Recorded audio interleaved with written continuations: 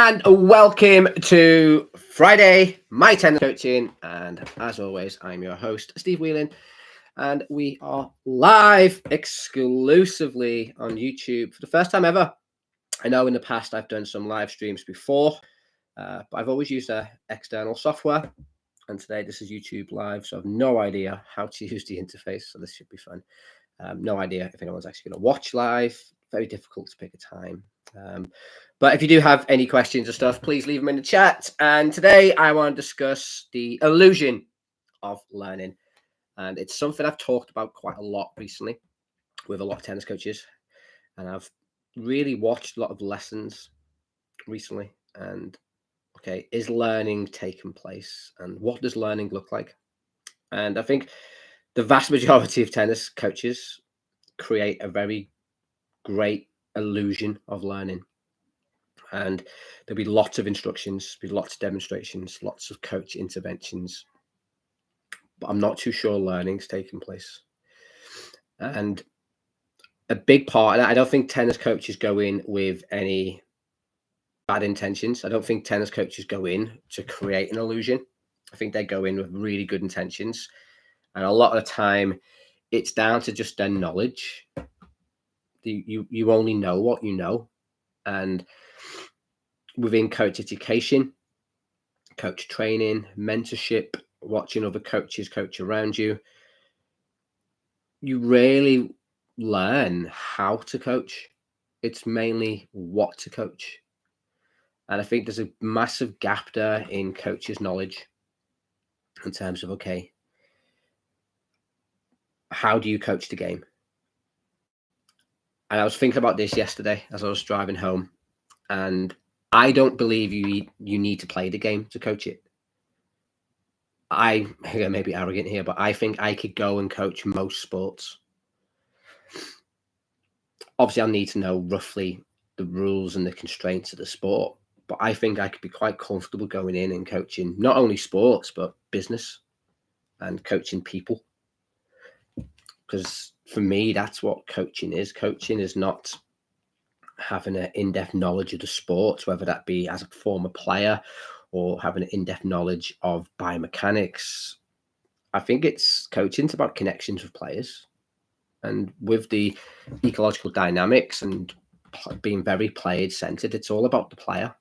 It's all about creating an environment, what's best for the player. And that's got nothing to do with how you play the sport. So I don't think you need a great in-depth knowledge of the sport. I think I'd be quite comfortable coaching most sports, even if I've never picked up the sport or the racket or the situation. I also don't think you need to know what to coach either. So I don't think you need to know, and this is a common misconception with a lot of young coaches. They think they need like this data bank of drills and games. So if something goes wrong, you can just play this game and you can implement this drill. Again, human beings aren't machines. So when things go wrong, you can't just get the book or the manual to sort of work out what the error is and just plug something in and plug in solution. I don't think that works either. So not only don't I think you need to know the game, I don't think you need to know what to coach either. What you do need to know is how to coach. And coaching is about the connection with the player. Getting the player in a emotional state where they can learn and they can relax and perform. And that's where I think the word performance comes from. Performance is being at your best in possibly the highest stressful situation. And for me, the coaching elements is it's the environment that you create as a coach. Again, I've done a lot of talking and listening and conversations with coaches over the past few months about their coaching environments. Do we create the right environment for learning to take place? And if we understand, I'm not going to go too much into science because I'm not a scientist, but if you understand science, you know that as humans, we don't learn sport or dynamic movement through listening. We don't learn sport by watching. We learn sport very much by doing. And that sounds a bit like learning styles, but again, learning styles have been debunked. Like we don't have a set learning style. We'll actually have a mix of all the learning styles. It's always contextual as well. So if I'm learning how to play a musical instrument, I'm going to have to listen more. If I'm learning how to, I don't know, read a foreign language, I'm going to have to read it more. If I'm learning how to play tennis, I'm probably going to have to play tennis more. So learning styles, again, it's something that we've had in coach education. I had it in my coach education. You've got to pick out everyone's learning style and then cater to them. But we don't have a preference for learning styles. We learn in multiple different ways, and generally we learn by performing the activity that we're trying to learn. So again, if I'm learning Spanish, I'm going to get better at Spanish by speaking Spanish. It's probably helpful if I go to Spain and speak Spanish, and I'm living it and I'm breathing it. So the environment in which we create, we almost always think back to education, and we think, okay, education is learning. So how do we learn in education? So we have a person of authority who stands at the front. They tell us what to do, when to do it. They give us the frameworks and the structure. They repeat it to us enough times, and we repeat it enough times in a workbook or whatever. And then, okay, that's how learning's done. And people latch on to certain studies as well, like the 10,000 repetitions or the 10,000 hours. Okay, it's high repetition all the time. So people get really confused with that as well. It's not about repetition. Again, the repetition model was all based on a musical instrument. That's, again, people fire back at me all the time and say, okay, yeah, but you're saying that repetition doesn't work, then why do people practice the guitar over and over again? Yeah, because that works for the guitar, but when you learn the guitar, you haven't got an opponent who's trying to stop you playing the guitar. It's not quite the same. And it's like people say with language, well, but language, if we break language down, we learn it quicker. Yeah, but it's, again, we're not learning a language. You don't have to repeat the language under pressure and someone trying to stop you. It's again, we get lost in this whole learning style and structure, and we always think back to education. I think with education as well, we need to understand that education, especially here in the UK, I don't know about the rest of the world, but the educational system hasn't changed in almost 100 years. And it was designed for children to go and work in factories. And it was designed for them to follow orders, carry out mundane tasks, very, very much repetition, and everyone would do the same task. It hasn't really changed. So again, using education as our model for coaching is really, really dangerous. And I think the environment in which we set, and we definitely need to understand how learning's done. Learning's not done by being told what to do. Learning's not done by repetition. Learning is not done by someone of authority, a coach, controlling everything. And I think most of us on this call or watching this video will work with children. So the best place to go and see how learning's done is go to a school playground. Obviously, if you're working in the school, don't just turn up at a school playground, but go to a school playground at lunch and just watch, because that's physical. Okay, that's not in the classroom, that's physical. So they're learning and developing physical literacy skills in those moments.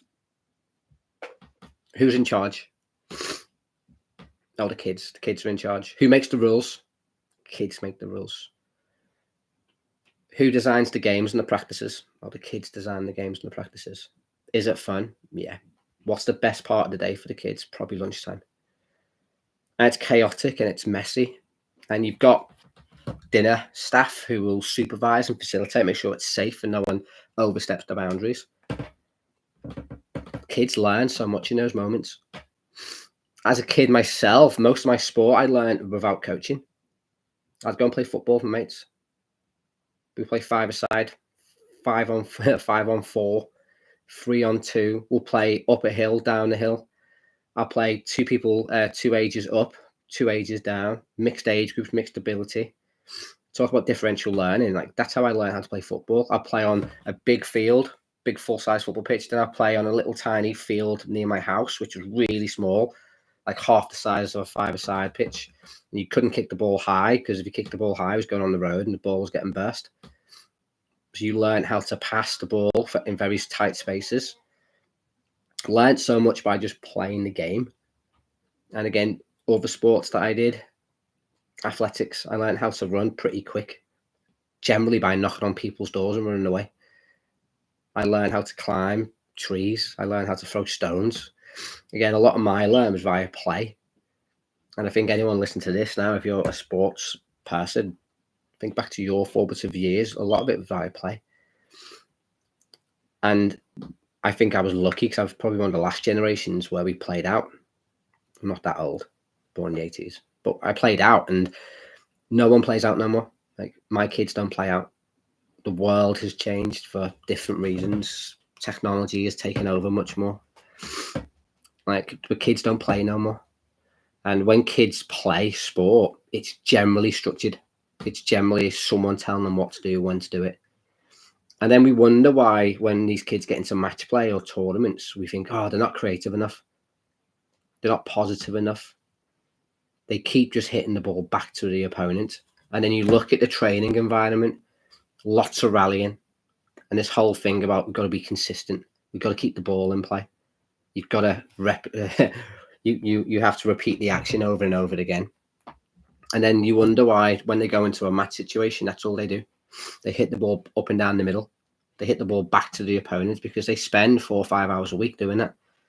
So they just then become products of their environment. They just carry on doing what they do. And that's the environment in which we set for the players.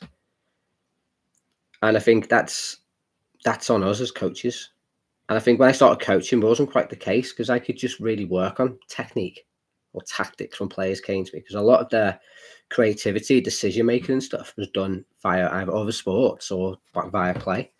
But now kids aren't even playing other sports. They're specializing in tennis because, again, there's this fake mindset of, I need to do more tennis. I need to have 3 or 4 lessons a week. So at the age of 9, I need 3 group sessions and 2 private lessons. And it's a load of rubbish. And if you see my thing the other day about private lessons, like, there's an obsession with private lessons at the moment. We need private lessons to get better. We have to have more private lessons. You don't actually need more lessons. And I think the big point here for one of this call is like, okay, well, in a lesson, you gain knowledge. You gain awareness. You don't learn in a lesson. And I said it on a call, a video the other day, like, learning is really slow and it takes a lot of time. Learning takes a long time. You don't learn in a session. You don't learn in a lesson. What you do in a lesson, and this is where coaching comes in, because I get fired at me. Well, the way you talk, you don't need coaches. No, you need coaches, because coaches can, one, help you understand the knowledge and the awareness and help you find it quicker. You don't just play the game and you learn it and it's really good. That will take a long time. But coaches can speed up the process of the learning by giving you directions and awareness to certain things and giving you the knowledge. But if you only have tennis coaching, then you don't learn anything. And you see it, especially here in the UK, like, we have so many kids playing. I can't remember the numbers now, but it's over 1 million kids play a month. And so many, and very little compete. So they're not learning. And if you look at any of the stats, and within some roles I have, like, I will look at the stats of top juniors, so juniors who are top of county, regional, national level, and people always look at their tennis program and go, oh my god, yeah, so Steve is doing 3 indies a week, 4 groups, 2 S&C. That's why he's such a good tennis player. He needs a better program. But I'm like, well, let's look at the match count.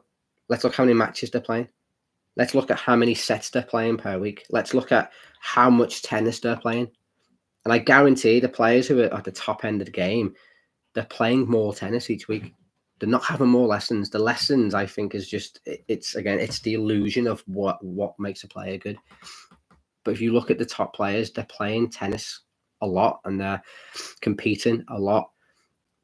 You learn tennis by playing tennis. And Miguel Crespo from the ITF, I went to a Tennis Wales coaches conference years ago, and this really stuck with me, what he said.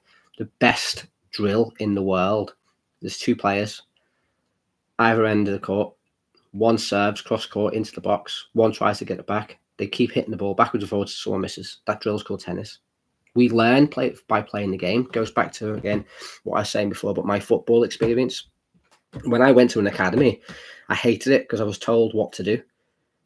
I was told, okay, we need to get into that position to score. I'm like, well, no, because I've not seen that. Like, there's a better position over there. No. You have to go into that position. And I think that's why I struggled with coaching Like I struggle being told what to do because I grew up playing it on the streets and in weird situations. I became quite good at reading the game, and I could read it, I believe, much better from my personal point of view because I was quick. I was quick back then, definitely not quick no more, but I was quick, and then like I didn't have a great long shot on me. I was always like, if you want to call it a fox in the box, I was always like the 6 yard, just get in, tap it in, or run through on goal and go one-on-one with the goalkeeper and put it through. That was my game. And then I was always sort of told like to hold the ball up. I didn't have the, like I probably have now, but I didn't have the upper body strength to hold the ball up.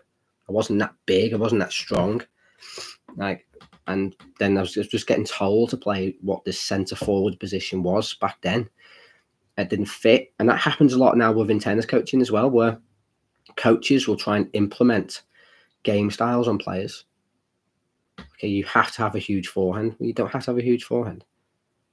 You might have a big backhand. You might not have any weapons at all, but your weapon might be your heart. Your weapons might be how quick you are and how much you don't give up and how much you chase. And again, just going back to the football analogy of me, like that's what killed my football and career, I think, was the coaching. The coaching ruined it.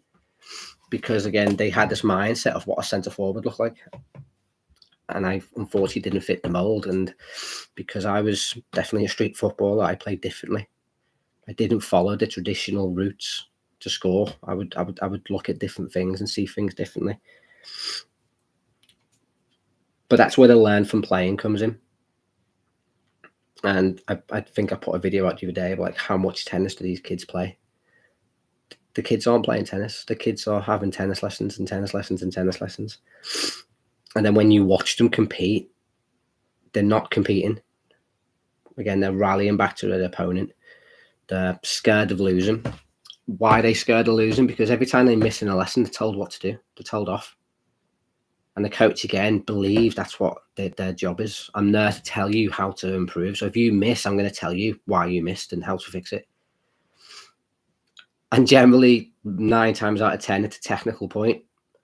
And it might just be a case the player's made a bad decision. The player's nervous. The player's got overexcited. The player's seen something and they thought they could hit the shot that they just physically can't do. And again, it goes back to that illusion of what a learning environment is. So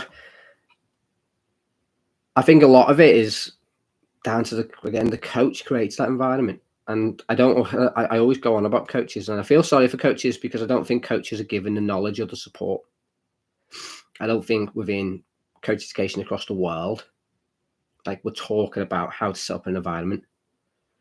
Okay, how do we set up an environment where the kids feel they have autonomy, where the kids feel safe to make mistakes, where the kids feel safe to ask questions, where the kids feel safe to get things wrong, where the kids feel safe, where they don't have to improve constantly.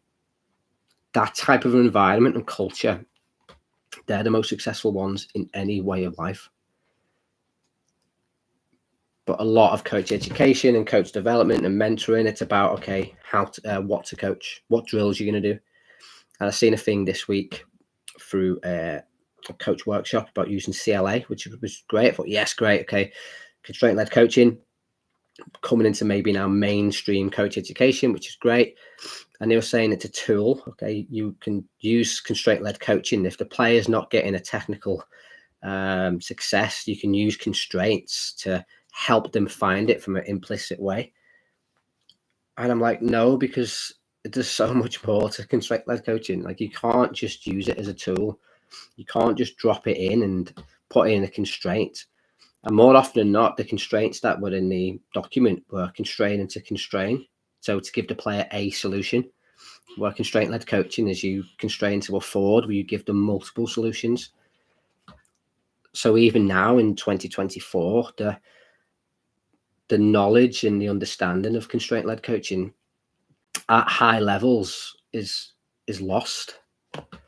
So therefore, the next generation of coaches coming through, it's still traditional. It's still isolated practice. It's still basket feeding. It's still pick out a technique, work on the technique in isolation, progress it, bring it back into a game. Hopefully it will transfer. And we'll just keep going round in circles over and over again.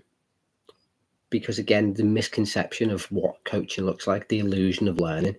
So I just want to finish off, because I'm rattled on now. I'm at 20 minutes in, but I just want to finish off with what I want my lessons to look like.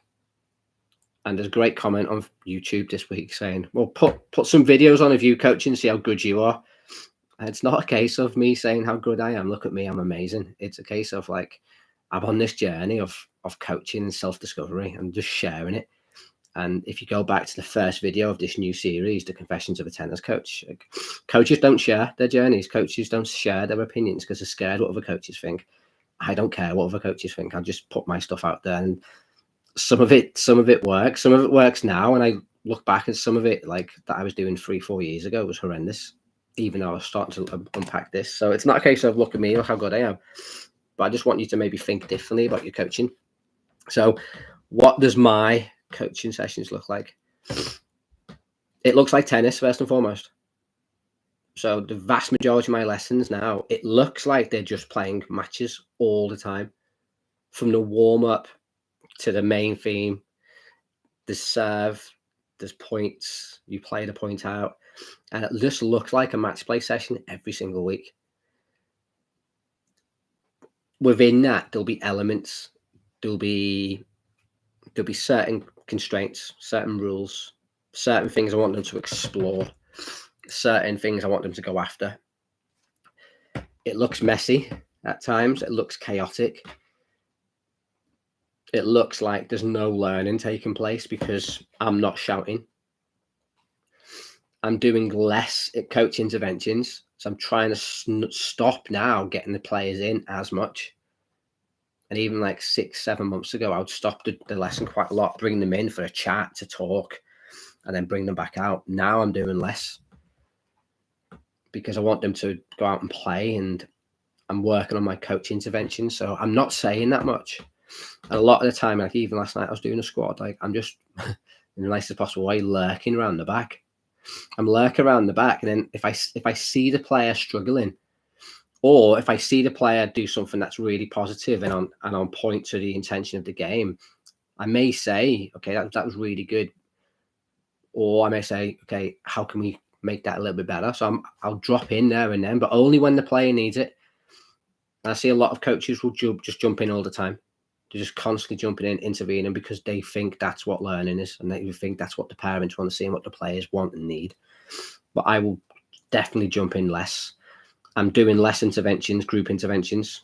I don't want the players to keep coming in, going back out, coming in, come out, come in, come out. I'm trying to work harder on that. It's difficult. It's difficult because, again, I see so much stuff and I want to try and help the players. And a coach who I was worked with last week said to me, okay, there's so much learning going on here, but I don't think the parents will see that. Because we set up a match, well, we set up a session, and again it was points play, and the players were exploring dealing with pressure when serving, and the players were playing matches and points, and they were dealing with different scoring situations and different pressures. But from a parent's point of view, like, it just looked like we were doing nothing as a group of coaches. The players were playing, and we were just stood around the back, and we would get together and talk, but we would talk about what we're seeing. And how can we maybe tweak the practice to either get more out the players or maybe tone it down a little bit, because it was quite stressful at times. But from a parent's point of view, it's like they're doing nothing. They're doing nothing, these coaches. And then a different coach may come in and they're shouting. They're getting the players together more in terms of group interventions. They're going around each court and they're talking to every individual player, and they're giving feedback and they're giving teaching points. And parents think, oh my God, that's amazing. That's so good. That's high quality coaching. And I was on a call with a national governing body, and someone said that's what great coaching is. And someone said, oh, too many coaches now are just facilitators. They just set things up and let things run. I had to bite my tongue because of the nature of the call. But great coaches are facilitators. Great coaches set the environment and let the players solve the problems. And it's not to say that we just set up a game and stand back and just let them get on with it. And like for me, when I set up a practice, I'll take a step back and I'm just watching the players. And I'm watching the players and I'm seeing how they interact with the game. Do they interact? Are they positive in how they interact? Are they trying to solve problems? And if they're not, then I've got to tweak it a little bit.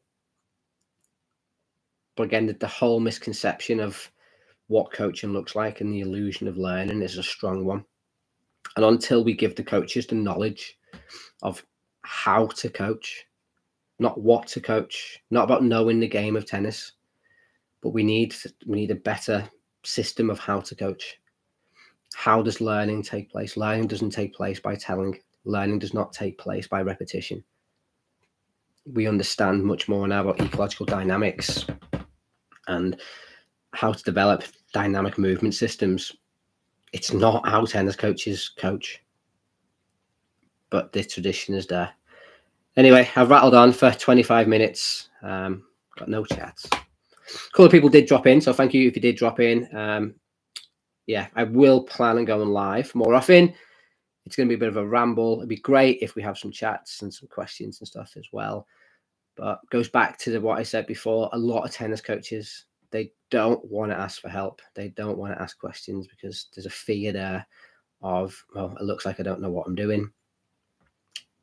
I ask tennis coaches questions all the day, every day. I ask for help every day because I want to get better as a coach. So hopefully you're finding this series useful. As always, leave a like, subscribe, leave a comment or a question down below, maybe something I can answer in the future chat. Check out mytenniscoaching.com, check out My Tennis Coach Academy. Enjoy your weekend. It looks like it's going to be a hot one here in Hertfordshire, so that'd be quite nice. We've got day off tomorrow, which is quite nice. Even though I've got a piece of glass on my foot, which is really, really sore. I'm still full of cold. But until tomorrow's video, thanks for listening, and I'll see you soon.